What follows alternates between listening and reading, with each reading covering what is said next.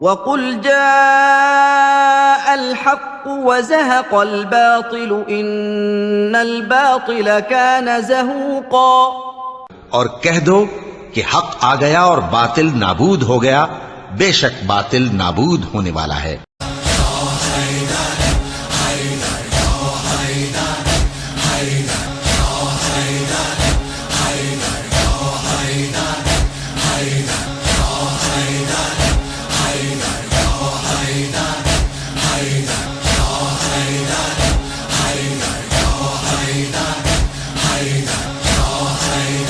اعوذ باللہ من الشیطان الرجیم، بسم اللہ الرحمن الرحیم۔ مومنین حضرات، السلام علیکم ورحمۃ اللہ وبرکاتہ۔ تقلید مجتہد کو ثابت کرنے کے لیے جو سب سے زیادہ عقلی دلیل دی جاتی ہے وہ ہے ڈاکٹر کی مثال۔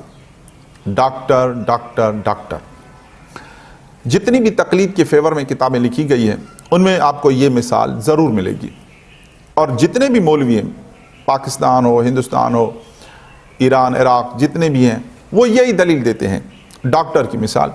چاہے مولوی شہنشاہ خیر پوری صاحب ہوں، چاہے مولوی عقیل بنارسی صاحب ہوں، ان کے پاس ایک ہی دلیل ہے۔ ارے بیمار پڑ جاتے ہیں تو ڈاکٹر کے پاس جاتے ہیں، اور جو اس نے لکھ دی دوا جلدی سے جا کر دوا خانے سے، کیمسٹ کے ہاں سے خریدی اور استعمال کر لی، فوراً ادھر اس نے نسخہ لکھا، ادھر دوا لی اور استعمال کر لی۔ یہی تقلید ہے۔ تقلید مجتہد کو ثابت کرنے کے لیے ان کے پاس نہ قرآن کی کوئی آیت ہے، نہ کوئی حدیث ہے، کچھ بھی نہیں ان کے پاس، یہ فقط ایک دلیل لاتے ہیں، ڈاکٹر کی مثال۔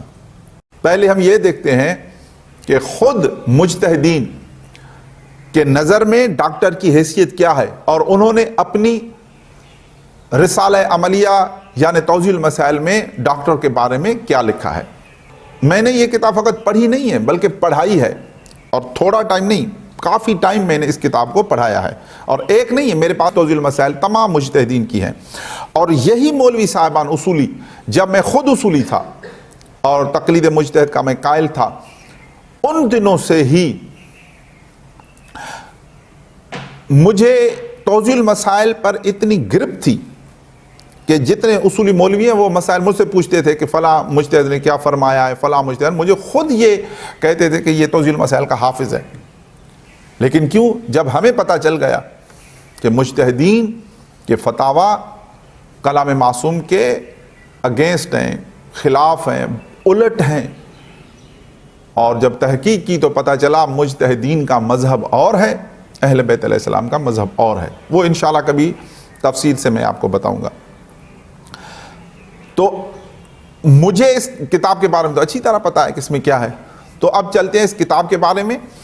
یہ کتاب جو ہے توضیح المسائل، استاذ المجتہدین ابو القاسم خوئی صاحب، یہ ان کی، اور اس میں جو روزے کا چیپٹر ہے، اس میں روزے کے باب میں جہاں حرام اور مکروہ روزے لکھے ہیں، یہ میں آپ کو بتا دوں کہ جتنی بھی توضیح المسائل ہیں اس میں یہ کاپی پیسٹ ہوتا ہے۔ یہ تو خامخواہ کی بات اڑائی ہوئی ہے کہ وہ میں انشاءاللہ آگے بتاؤں گا کہ کاپی پیسٹ کیسے ہے، پھر سارے وہ توضیح المسائل میں آپ کو دکھاؤں گا۔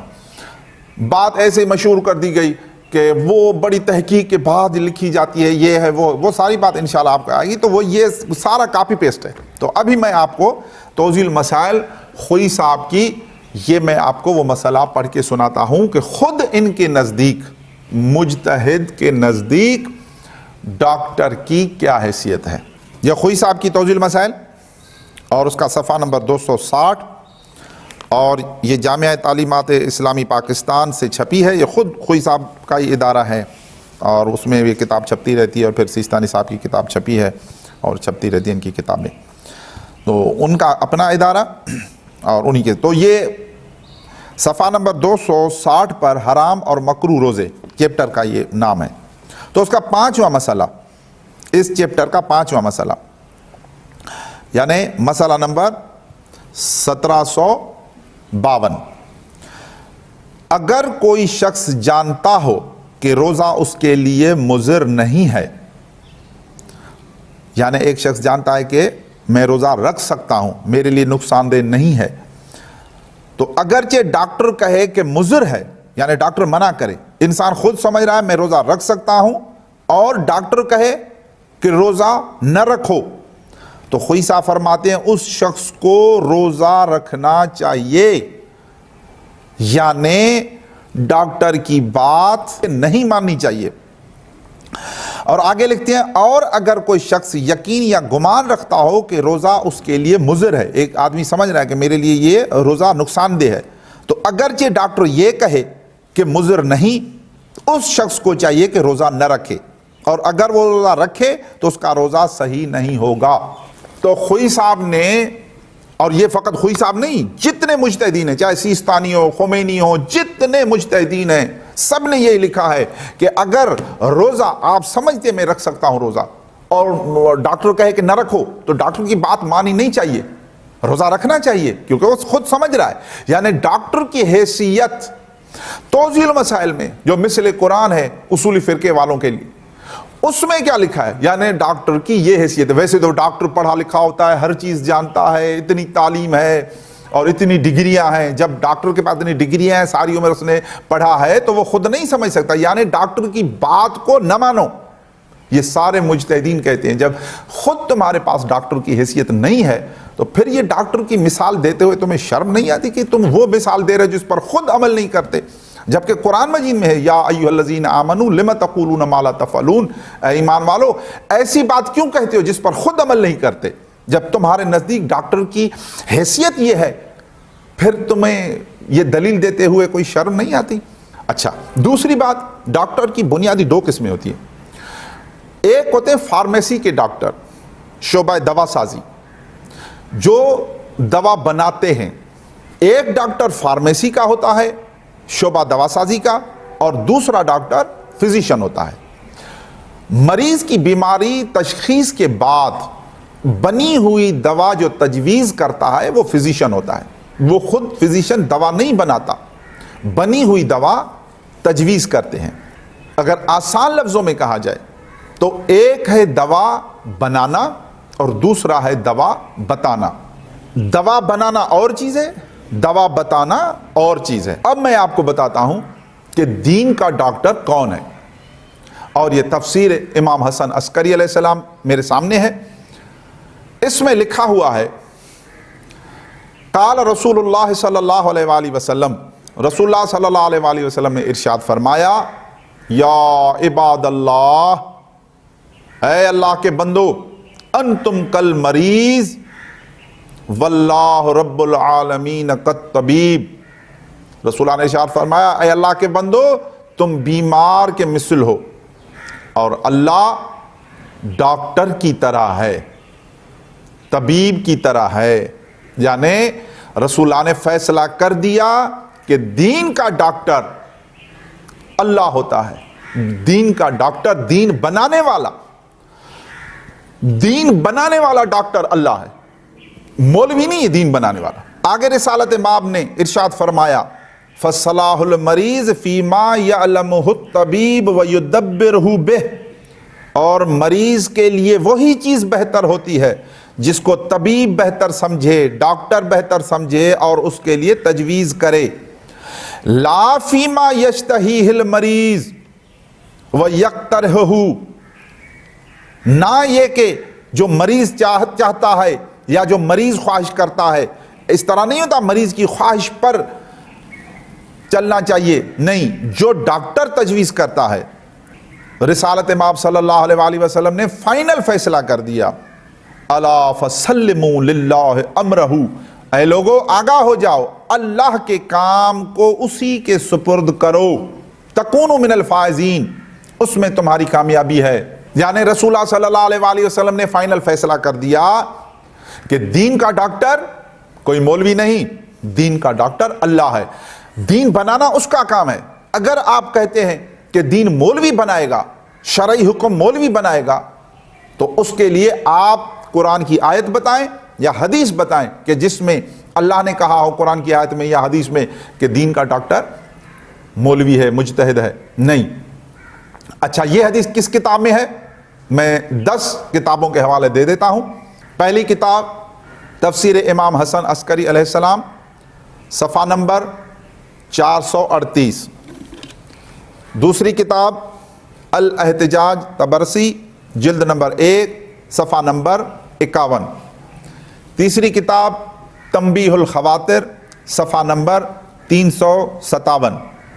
چوتھی کتاب کتاب الصافی فی تفسیر القرآن جلد نمبر 1 صفحہ نمبر 294. پانچویں کتاب البرہان فی تفسیر القرآن جلد نمبر 1 صفحہ نمبر 343. چھٹی کتاب بحار الانوار جلد نمبر 4 صفحہ نمبر 107. ساتویں کتاب تفسیر کنز الدقائق جلد نمبر 2 صفحہ نمبر 183. آٹھویں کتاب مستدرک الوسائل جلد نمبر 3 صفحہ نمبر 177. نویں کتاب منہاج البراء جلد نمبر 2 صفحہ نمبر 246. اور 10ویں کتاب یہ اردو میں بھی ہے، آپ کو مل جائے گی، تفسیر انوار نجف جلد نمبر 2 صفحہ نمبر 189. 10 کتابوں سے میں نے ثابت کر دیا کہ دین کا ڈاکٹر اللہ ہے، دین کا طبیب اللہ ہے، یہ رسول کا فیصلہ ہے، اور رسول کے فیصلے کا انکار کفر ہوتا ہے. جیسا کہ میں نے پہلے گزارش کی ہے کہ ایک ہے دوا بنانا، دوسرا ہے دوا بتانا. دوا بنانا اور چیز ہے، دوا بتانا اور چیز ہے. بالکل اسی طرح ایک ہے شریعت بنانا، دوسرا ہے شریعت بتانا. شریعت بنانا اور چیز ہے، شریعت بتانا اور چیز ہے. اللہ کا کام ہے شریعت بنانا، اور عالم کا کام ہے شریعت بتانا. شریعت بنانا عالم کا کام نہیں ہے، شریعت بنانا اللہ کا کام ہے. اور عالم کا کام کیا ہے؟ اللہ کی بنی ہوئی شریعت جو نبی اور امام کے ذریعے اس عالم کے پاس پہنچی ہے، وہ شریعت عوام کو بتائے.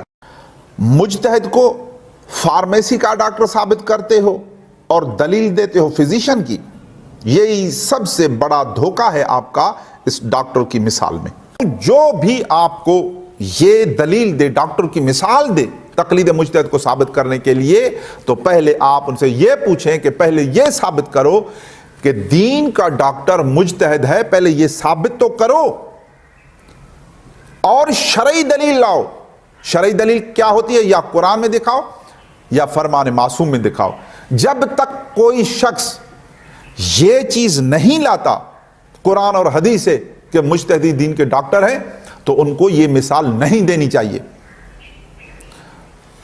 آخر میں دعا ہے اللہ تعالیٰ بحق محمد و آل محمد تمام مومنین کو تعلیمات اہل بیت، فرامین اہل بیت، احادیث اہل بیت پر عمل کرنے کی توفیق عطا فرمائے. اور جو لوگ لا علمی کے طور پر غیر معصوم کی پیروی کر رہے ہیں اور اپنے آپ کو شیعہ بھی کہلاتے ہیں، اللہ تعالیٰ ان کو ہدایت دے تاکہ اہل بیت کی پیروی کریں اور صراط مستقیم پر آ جائیں. والسلام علیکم ورحمۃ اللہ وبرکاتہ.